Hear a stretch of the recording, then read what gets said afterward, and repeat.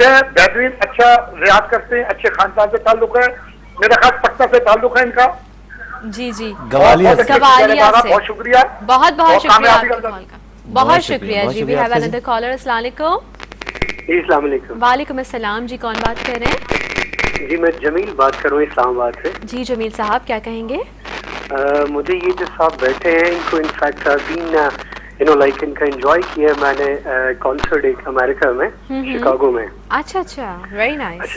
अच्छा ऐसा है कि मुझे इनसे सिर्फ एक गुजारिश ये करनी है कि ये कम से कम अपने आप को इतना तो कर दिया करें कि कभी टीवी पे जब नजर आए तो किसी दोस्त को बंदा इन्फॉर्म ही कर दिए। तो मैंने लकीली चैनल ऑन किया तो ये बैठे हुए थे। अच्छा, पता है बहुत से लोग नहीं करते, मेरी भी आदत नहीं है कि कोई अपने प्रोजेक्ट्स को मैं एसएमएस करूं या फेसबुक पे बताऊं कि जी ये प्रोजेक्ट्स ऑन एयर आ रहे हैं। मैं आपकी बात से मुझे याद आया कि फेसबुक मेरी है करम अब्बास खान के नाम से।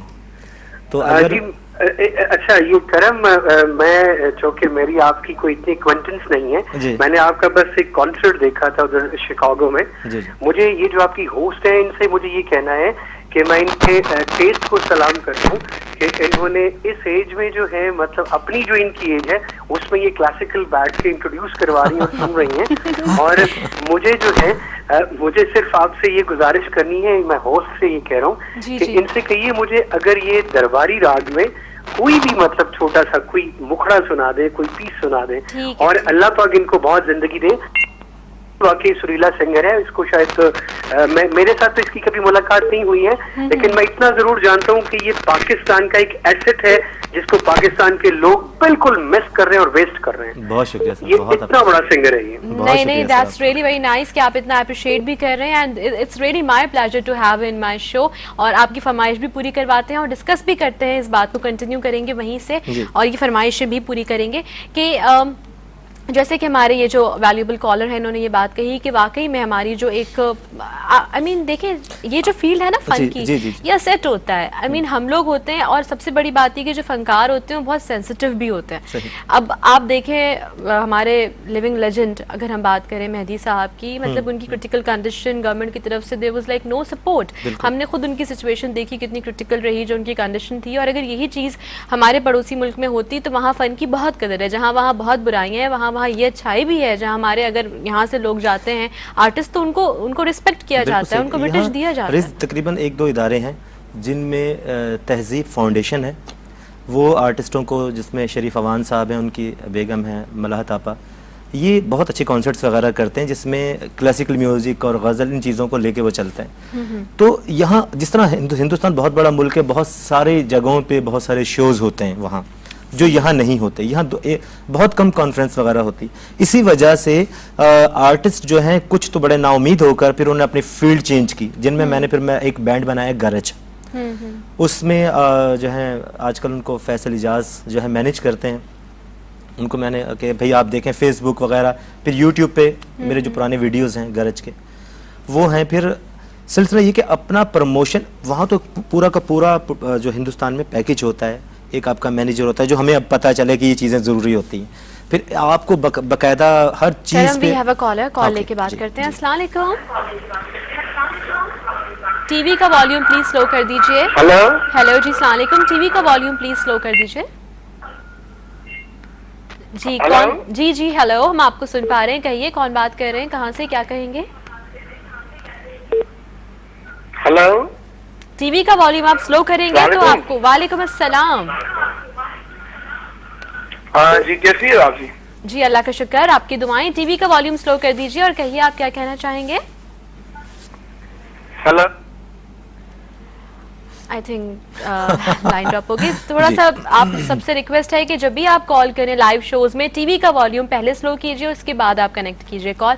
यस, तो हम ये बात कर रहे थे कि इस वक्त जो है मीडिया हमारा माशाल्लाह आज़ाद है और बहुत सारी चीज़ें, बहुत अच्छे आर्टिस्ट। इस वक्त कोई ये नहीं कह सकता है कि किसी को मौका नहीं मिल रहा।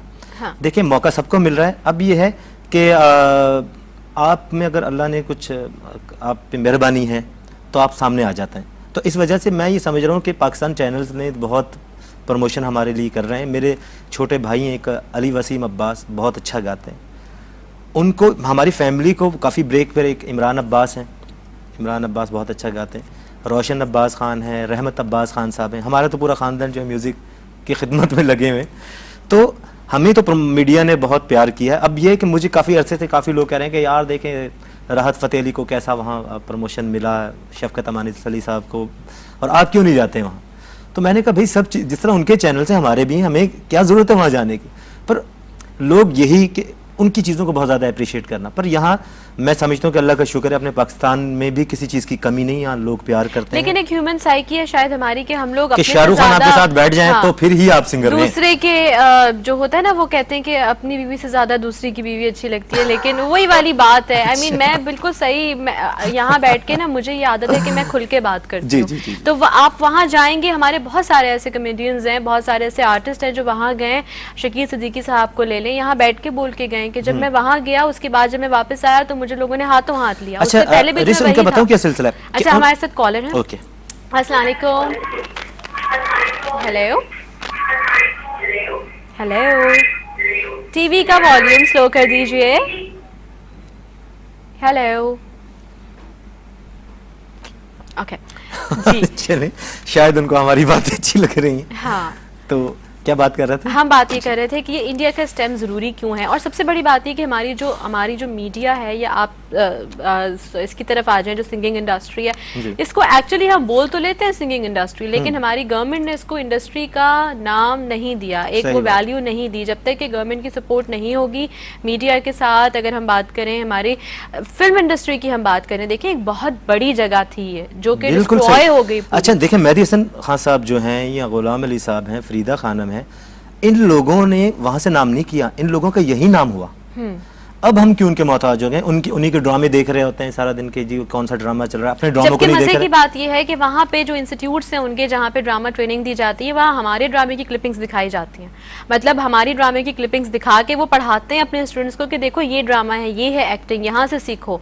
उमर शरीफ साहब उनके लिए मतलब उनके स्टेज प्लेस दिखाए जाते हैं, तो उन्हें बताया जाता है कि कॉमिक सेंस क्या होता है। बिल्कुल सही। हमारे लोगों को वो तो उन्होंने इंस्टीट्यूट्स का दर्जा दिया हुआ है और हम उन लोगों को फॉलो करते हैं। हम वहाँ जाके ये समझते हैं कि जी हम वहाँ जाएंगे, यहाँ आएंगे तो फिर हमें कुछ सक्सेस मिलेगी।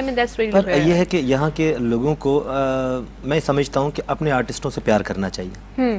जबकि हमारे यहाँ वही पहले वाली बात कि बहुत सारे चैनल, बहुत सारी चीजें अब हमारे पास हैं, हमें उनकी जरूरत नहीं है। आर्टिस्ट को पहचानने की नजर होनी चाहिए, किसी की मोहर की जरूरत नहीं, ना किसी स्टार की जरूरत है। अगर आपकी नजर अल्लाह ने आपको वो दी है कि आप पहचानते हैं कि आर्टिस्ट किस तरह का गाने वाला है, ये कैसा आर्टिस्ट है ये, तो फिर किसी की सिफारिश या किसी की सोर्सेज की कोई ज़रूरत नहीं होती। मैंने तो हमेशा यही सोचा है। और मैंने अपना नाम जो है रिज, मैं आपको बताऊं 15-16 साल की उम्र से मैंने क्लासिकल गाना शुरू किया। 15, मेरा ख्याल है कि इतना क्लासिकल जितना मैंने गाया राग रंग शायद ही किसी सिंगर ने गाया हो। तकरीबन मेरा ख्याल है कि 8-10 साल तक मैंने हर साल में 4 राग रंग प्रोग्राम्स होते थे। लोग ये कहते थे इतना छोटा सा लड़का इतने बड़े बड़े म्यूजिशियंस के साथ कैसे परफॉर्मेंस करता है। छोटा सा मैं लड़का हूँ पर काम करूंगा बड़े बड़े। अच्छा करम, ऐसा करते हैं, हमें लेनी है एक छोटी सी ब्रेक। और जो हमारे 2 कॉलर्स की हमारी फरमाइशें इस वक्त मौजूद है, जो कि ड्यू है, तो जो पहले कॉलर है उनकी फरमाइश से हम जाते हैं ब्रेक पे, वापस आएंगे और फिर दूसरे कॉलर की फरमाइश से हम ब्रेक से वापस। मेहदी हसन साहब का उन्होंने एक कहा था गाना, कोई मेहदी हसन साहब का था और एक कुछ और अमानत अली खान साहब का, या कुछ ऐसा कोई भी एक पहले।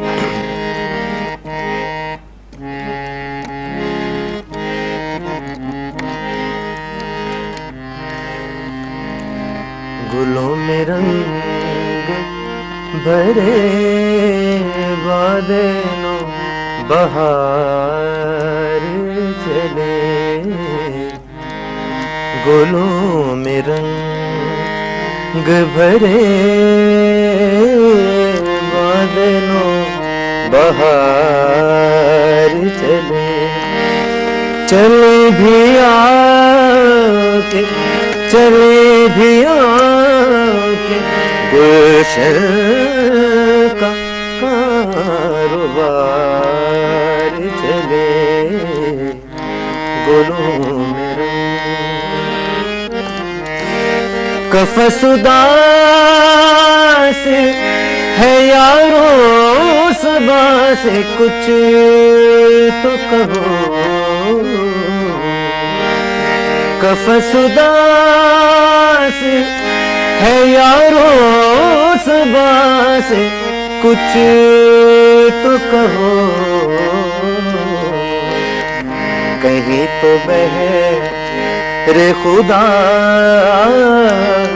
आज जिक्र यार चले बिया के गुलशन का कारोबार चले गुलों में।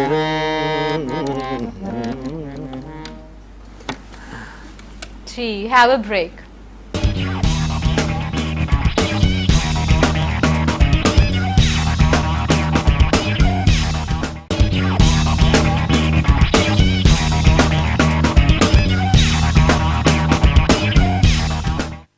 जी, वेलकम बैक एवरीवन। और देखें आप, इस तरह तो होता है फिर इस तरह के कामों में, जब लाइव शोज होते हैं तो कुछ पता नहीं होता कब हम वापस आ जाते हैं। और थोड़ी देर पहले ही यहाँ पे करम के जो भाई मौजूद है जिनकी रिजेम्बलेंस बहुत है। एक्चुअली मैं जब ये लोग एंटर हुए दोनों तो बहुत ज़्यादा आपस में इनकी शक्लें मिल रही थी और सिर्फ एक ही फ़र्क था और वो था नाक का फ़र्क। तो मैंने करम से ये बोला, मैंने कहा नाक का फ़र्क है, बाकी दोनों भाई एज इट इज़ डिटो एक जैसे हैं। और इस वक्त यहाँ पे मौजूद हैं। हम लोग आपस में बोल रहे थे, हमने कहा चलिए ज़रा पिक्चर्स लेते हैं मज़े मज़े की जब तक हम ब्रेक में। और अचानक से हम ब्रेक से वापस आ गए और इनको हमने बोला हट हट हट कैमरे के आगे से हट जाए। आपने शेयर कर दिया सारा वाकया। मैंने सब कुछ एज इट इज बता दिया। और यही मेरी खास बात है, मेरी और मेरे अब्बू की, कि हम सारी बातें एज इट इज बयान कर देते हैं। और मेरी मम्मा ये बोलती हैं, जब खानदान में हम निकलते हैं जाते हैं, कोई फंक्शन होता है फैमिली में, तो मम्मी कहती हैं अब ये बाप बेटा बेटी गए हैं दोनों साथ और ये बैगन फोड़ कर आएंगे। So, ये हो रहा होता है। अच्छा।